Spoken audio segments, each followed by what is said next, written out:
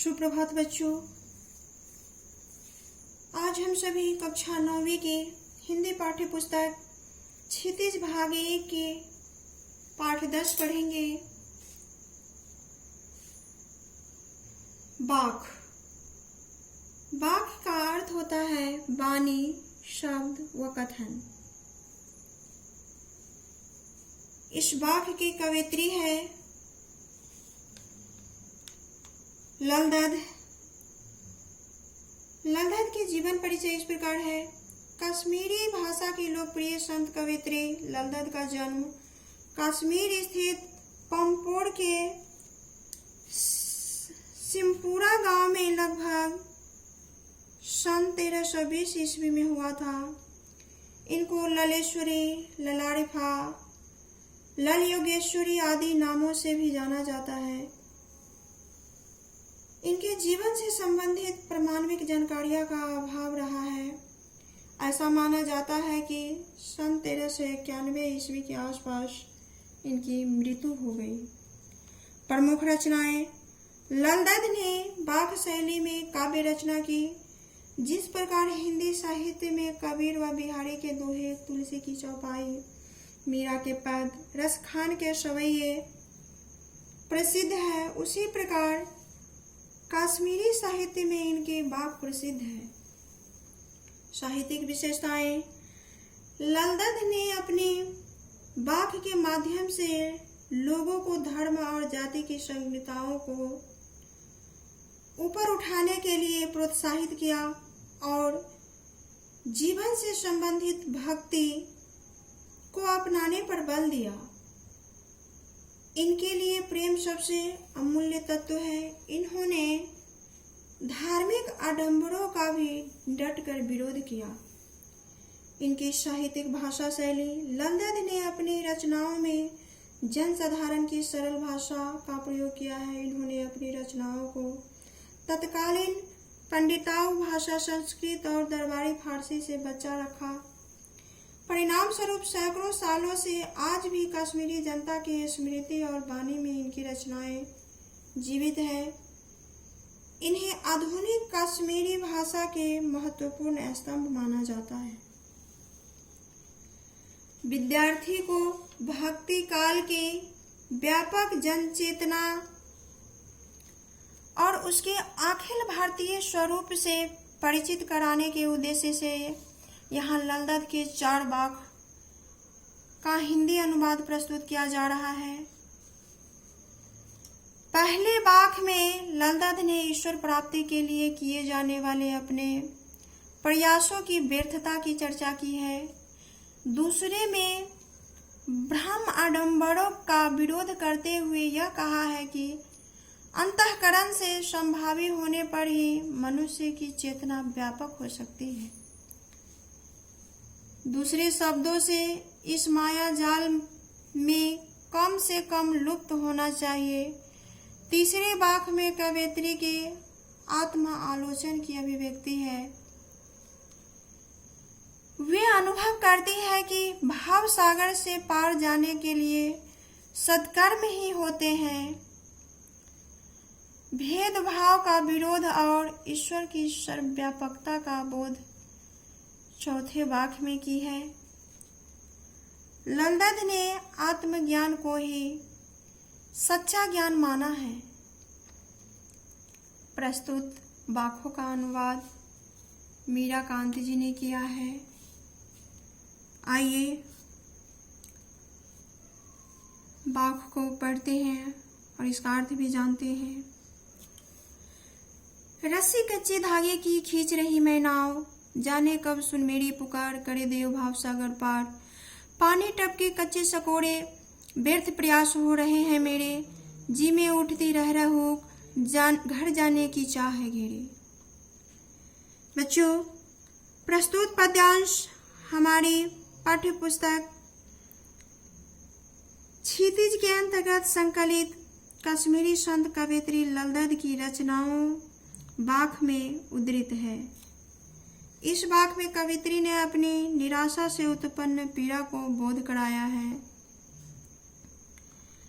मनुष्य का जीवन कच्ची मिट्टी के घड़े के समान है। जैसे कच्चे सकोड़े, कच्चे सकोड़े का अर्थ है स्वाभाविक रूप से कमजोर।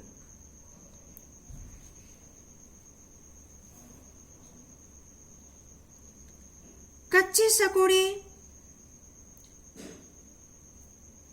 पानी भरने के प्रयोग में लाए जाने वाला बर्तन में पानी नहीं रुकता, वैसे ही कवित्री ने जीवन को माना है। बिना ईश्वर प्रेम की अग्नि में तपे मनुष्य का जीवन खंडित है, अधूरा है। भक्त कवियों के यहाँ सबसे बड़ी सिद्धि भाव सागर अर्थात संसारिक मोह माया से मुक्ति पाने में बताई गई है। इस संदर्भ में कवित्री अपने को कच्चे धागे की रस्सी बताकर ईश्वर से यह आस लगाए हैं कि कभी न कभी उसकी पुकार सुनकर भव सागर को पार कराएंगे। उनकी पुकार सुनकर परमात्मा उसे शांति और मुक्ति प्रदान करेंगे। जीवन के साधन रूपी कच्चे धागे से इस संसार रूपी भव सागर में तैरती हुई मनुष्य की जीवन नौका को डूबने से बचाने के लिए एक कुशल माझी की जरूरत होती है। कवित्री को यह अखंड विश्वास है कि एक परमात्मा ही है उसकी यह जरूरत पूरी करने में समर्थ है। मनुष्य का मन स्वभावतः संकालु होता है, इसलिए कवित्री कहती है कि मुझे घर अर्थात ईश्वर की शरण में जाना है। अतः मेरे मन में यहाँ शीघ्र आते शीघ्र जाने की इच्छा जागृत हो उठी है। दूसरा वाक्य है,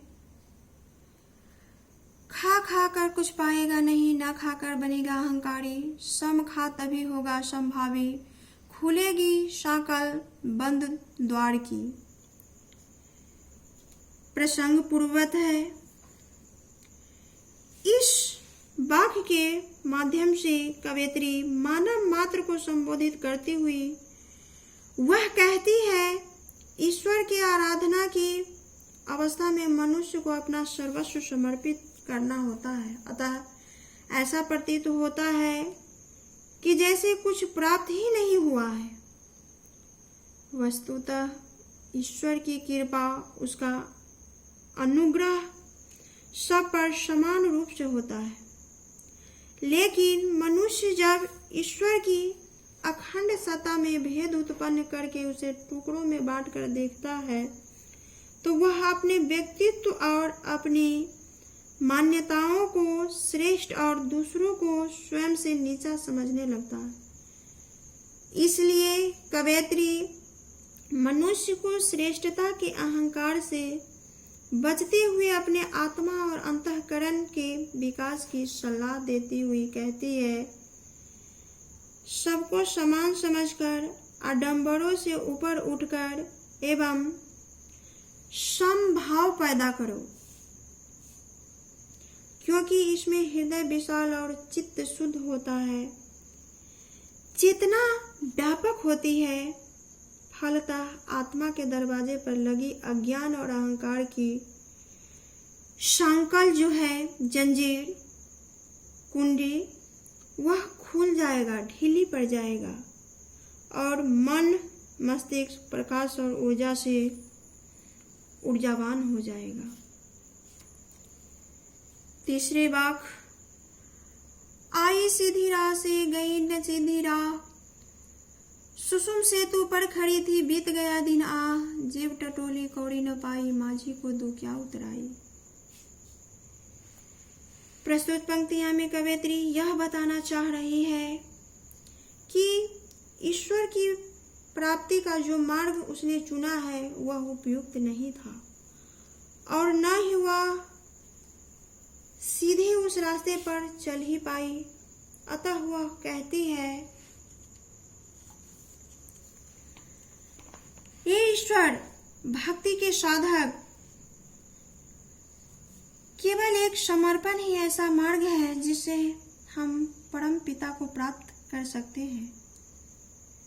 उसकी दी हुई जिंदगी तो सोच विचार और हठयोग साधना में बीत गई। अंततः जब उस पार उतारने वाली माझी ने इस संसार रूपी सागर से बेड़ा पार लगाया तो मैं उसके प्रति कृतज्ञता की ज्ञापति नहीं कर पाई। इस कृपा के बदले मैं एक कौड़ी भी उस माझी को नहीं दे पाई। इस मनुष्य दुनिया के सरोकारों में फंसकर अपने लक्ष्य को भूल जाता है लोग, और समय बीत जाने पर जीवन के अंतिम क्षण में जब उसे अपने जीवन की व्यर्थता का बोध होता है तब कुछ भी करने में असमर्थ के कारण बड़ी पीड़ा झेलनी पड़ती है। कवयित्री यह बताती है कि मनुष्य अपने स्वार्थ सिद्धि करने के पीछे अपने जीवन के लक्ष्य को भूल जाता है। कवयित्री ने अपने द्वारा अपनाए गए प्रभु प्राप्ति के मार्ग को ही भी उचित नहीं बताई है।